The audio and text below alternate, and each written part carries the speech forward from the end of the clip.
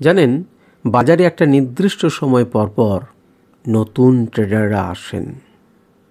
কিছুদিনের মধ্যেই তার ক্যাপিটাল শূন্য হয়ে যায়। যদি তার মধ্যে জুয়ারি মনোভাব জেগে যায়, তাহলে তিনি আবারও টাকা নিয়ে মার্কেটে আসেন না শিখে, এবং তিনি আবারও সমস্ত কিছু হেরে গিয়ে শেয়ারকে খারাপ বদনাম দিয়ে তিনি মার্কেট থেকে চলে যান।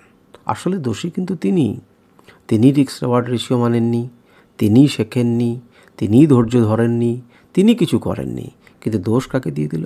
মার্কেটকে। এখন যাই হোক, এই যে প্রত্যেক দিন মার্কেটে নতুন লোক আসছে এবং প্রত্যেক দিন মার্কেট থেকে হতাশ হয়ে কিছু লোক চলে যাচ্ছে, এই বাজারে টিকতে গেলে পরে আপনাকে কি ফলো করতে হবে?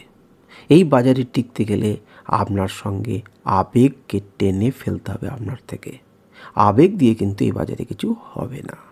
নিয়ন্ত্রণ চায়, আবেগ নয়, নিয়ন্ত্রণ চায়। আরও একবার বলতে ইচ্ছা করছে কথাটা, আবেগ নয়, নিয়ন্ত্রণ চায়। আপনার নিজের উপরে নিয়ন্ত্রণ চায়। আপনি যদি নিয়ন্ত্রণ না রাখতে পারেন নিজের ওপরে, নিজের আবেগের ওপরে, নিজের ভয়ের ওপরে, নিজের লোভের ওপরে, নিজের ধৈর্যের ওপরে, নিজের জ্ঞান পিপাসার ওপরে, তাহলে প্রত্যেক নতুন ট্রেডারদের মতো আপনিও হারাবেন এবং আপনিও মার্কেট থেকে চলে যাবেন। মার্কেটে টিকে থাকুন, মার্কেটে টিকে থাকুন।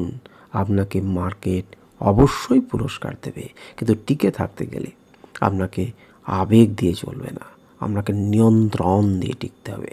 কথাটা মন দিয়ে বুঝুন যে কী বিষয়ের উপর নিয়ন্ত্রণ করবেন।